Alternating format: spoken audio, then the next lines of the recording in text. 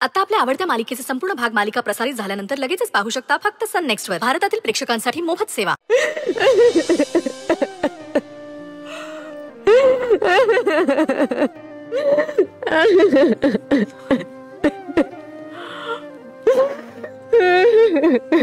आई ग, शांत हो ग बाळा, शांत हो. आई नाही, मी खरंच काहीच केलं नाही ग आई. मी खरं सांगते, मी काहीच केलं नाही आई. मला माहितीये ग बाळा, पण तू असं रडून आजीला बरं वाटणार आहे का? पण मला त्यांच्यासाठी खूप वाईट वाटतंय. आणि यशोधरा मला घरातल्या प्रत्येकाच्या नजरेतून पाडण्याचा प्रयत्न करते, पण खरंच काय केलं नाही आई. मला सहन होत नाहीये, मला खूप त्रास होतोय. हो ग बाळा, हो. तू नको एवढं सगळं मनाला लावून घेऊस. आई, आजीने माझ्यावर आजवर एवढा जीव लावला आणि आज त्या मला असं बोलत होते म्हटल्यावर मला खूप वाईट वाटलं ग. म्हणजे आता त्यांचाही माझ्यावर विश्वास नाही आहे. मला नाहीच होते आई. हे बघ, मला माहितीये आजवर आजींनी तुझ्यासाठी खूप काही केलंय, पण आता त्यांना माझं तोंड पण बघायचं नाही. त्यांना माझं काही ऐकूनही घ्यायचं नाही. माझ्यामुळे त्यांची अवस्था झाली, त्यांना माझ्यामुळे त्रास होतो. नाही करू, तू काहीही केलेलं नाहीयेस. हे बघ, आज ना उद्या सगळ्यांना कळेल. आजी नाही कळेल की काय खरंय काय खोटंय. आई, तुला माहितीये, या घरात आल्यापासून सगळ्यात जास्त आधार मला आजींनी दिलाय. माझे लाड केले, माझी काळजी घेतलीये. आणि आज त्यांच्या नजरेत माझ्यासाठी असा अविश्वास मला नाही बघवते, मला नाही सहन होत आई. हो ग बाळा, तू नको एवढा त्रास करून घेऊस. तू शांत हो बघू, शांत हो. आई, तुला कळत नाहीये, हा सगळा त्या यशोधराचा प्लॅन आहे. घरातल्या प्रत्येकाला माझ्यापासून दूर करणं. आधी श्रेयसच्या बाबतीत, आता आजी, आणि आज ना उद्या हे बाबांच्या बाबतीतही होईलच. आणि एकदा की मी बाबांच्या नजरेतून उतरले की सगळं संपलं आई. मग या घरात कोणीच माझ्यावर विश्वास ठेवणार नाही आई, कोणीच विश्वास ठेवणार नाही. मला आता खरंच वाटतं बाळा, अगं पुरे झाली न्यायाची लढाई, पुरे झाली आता. अगं किती दिवस अजून हा त्रास सहन करणार आहेस ग तू?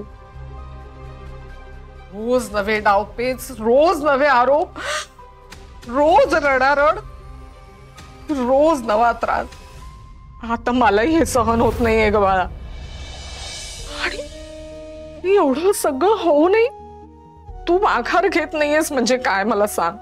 ताई, तरी मी तुला सांगत होते की आपण श्रेयस आणि अक्षयला सगळं खरं काय ते सांगूया, पण नाही. तुला वाटतं ते आपल्या बोलण्यावर विश्वास ठेवतील? काय पुरावा आहे आपल्याकडे? हेच बोलून तुम्हाला सतत गप्प करत आली आहेस.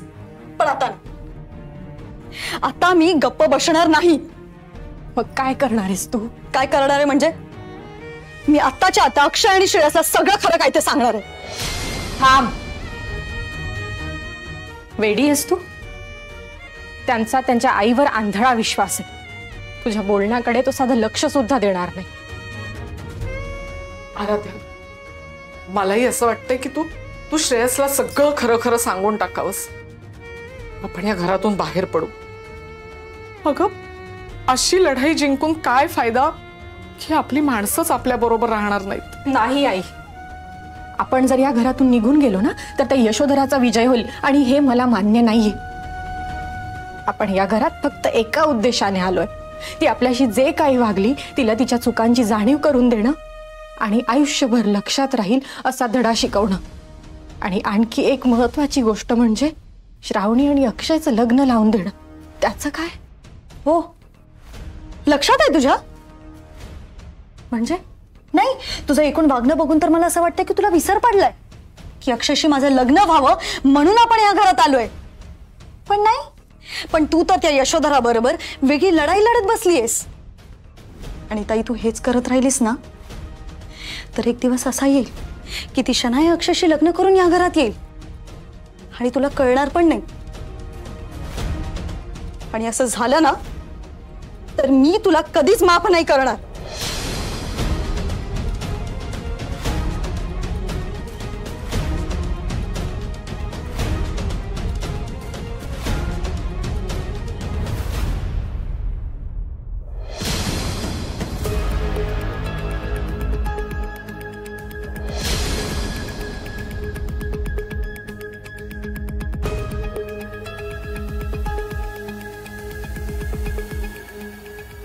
श्रेयस, काय झालं बेटा? बरं वाटत नाहीये का? नाही, I am okay mamma. Shreyas, आम्ही तुझी मम्मा आहोत. तुला काय वाटतं आम्हाला कळणार नाही?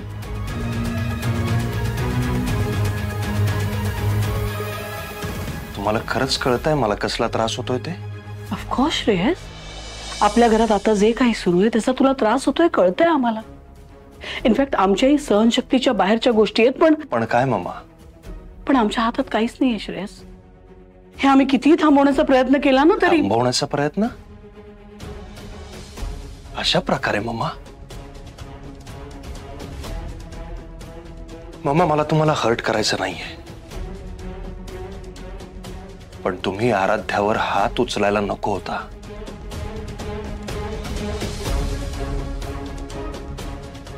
I am sorry. मी आज पहिल्यांदा तुमच्याशी असं स्ट्रेट अपफ्रंट बोलतोय आणि ते बोलताना मला त्रास होतोय, ट्रस्ट मी.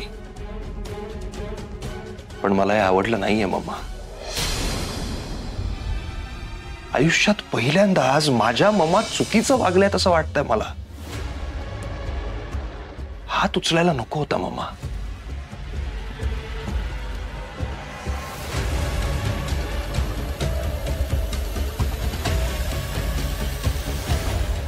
श्रेयस,